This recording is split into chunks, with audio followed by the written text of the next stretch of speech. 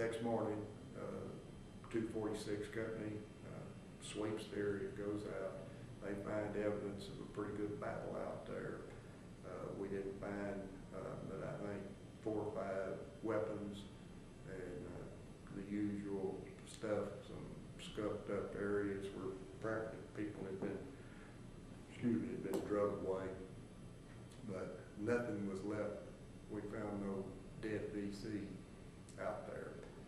There had been enough time between when the shooting quit and we didn't move out immediately to follow up. Remember, I'm telling you, these guys are not offensive capable. These guys are defensive, and that's their training and that's their mission. So we're waiting for daylight out there. It would have been foolish for us to have moved out of a protected position to try to see if we could find somebody out there in the dark. So we stayed and held our position until the morning. Next morning, they brought some more troops out of town food, some PF platoons, and came on out, and we continued to build to the outpost. The battle that was fought on February the 2nd started the demise and the destruction of the Vietcong offensive capabilities. On February the 26th, we went into Marion with the Swifts and everything we could round up in Tom Food, which was our 2 companies and all the PF platoons that we could pull together to sweep Marion. This was a defensive battle that defeated the VC.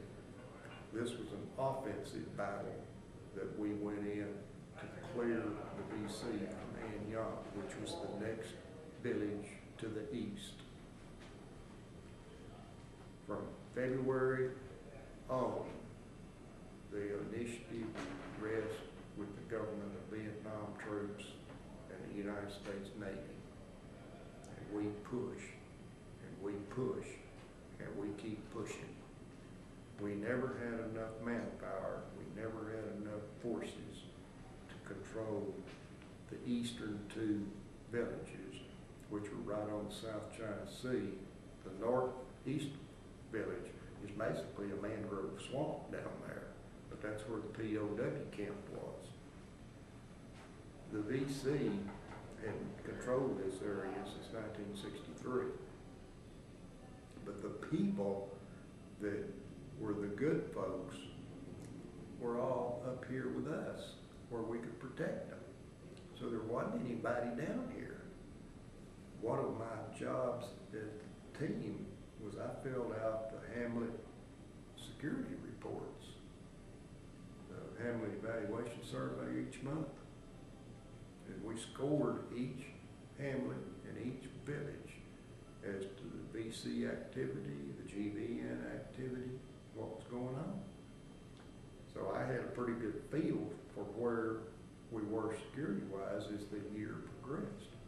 The other job that an advisor has, besides being a combat advisor, we have civic functions. A district chief is like a Texas county judge or a municipal authority who has political duties and civic duties in addition to his military duties.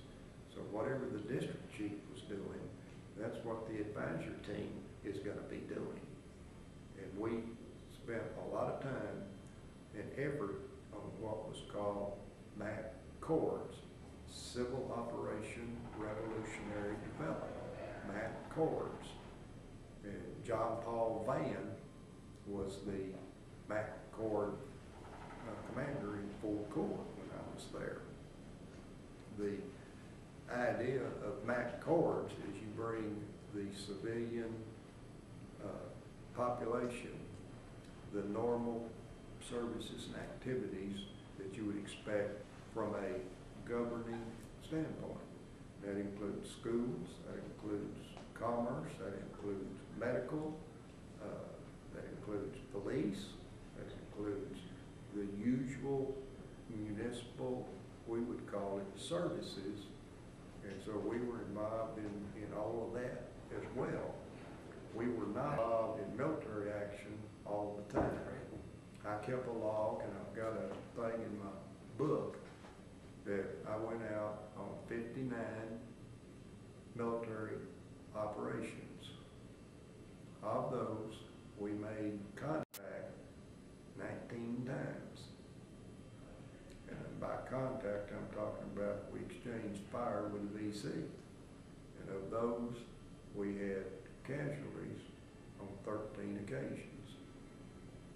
So, but the rest of the time, we were doing these other things, or unfortunately, we were sitting, waiting, frustrated, trying to get something done, trying to get an answer, trying to get the Vietnamese to do something that probably us wanted them to do. So there's a lot of frustration in being an advisor, but at the same time, you're with some people that really appreciate sometimes what you're doing for them. Right. And when we finished up after this little battle, about 10 days later, we were back at the headquarters, and I had 3 of these little guys that were out there that night. And they had to go find me because they wanted to stand there and have their picture made with the diary. And as I say, the Vietnamese phrase is "Tung Hung Dong Nam Ah," and translated in English, that's battle buddies in Southeast Asia. And that's what a counterpart did. That's our role.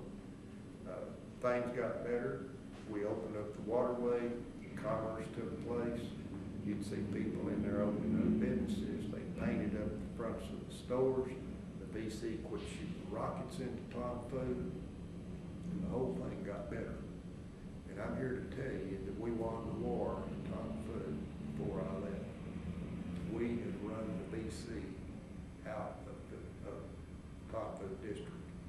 And the good people that wanted to go back to their homes, to their farms, to their rice paddies, they left the refugees center that we had into headquarters.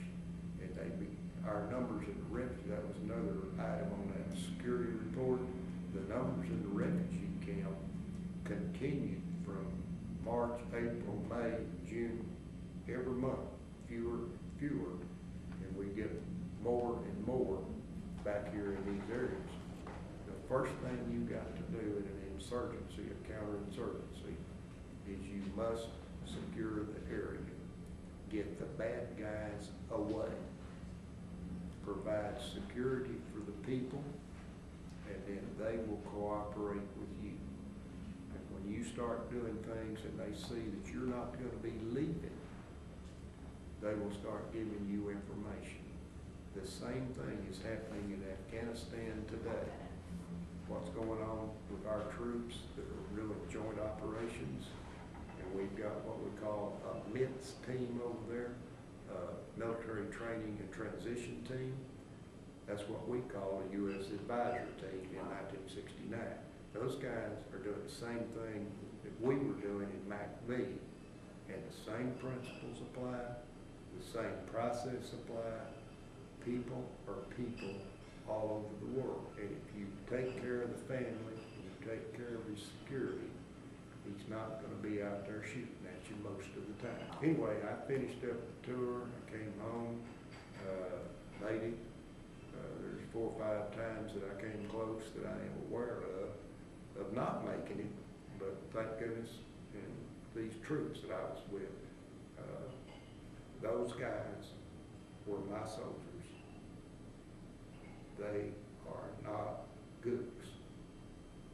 They are soldiers. My life was in their hands. I had 2 bodyguards that the chief assigned to make sure that nothing happened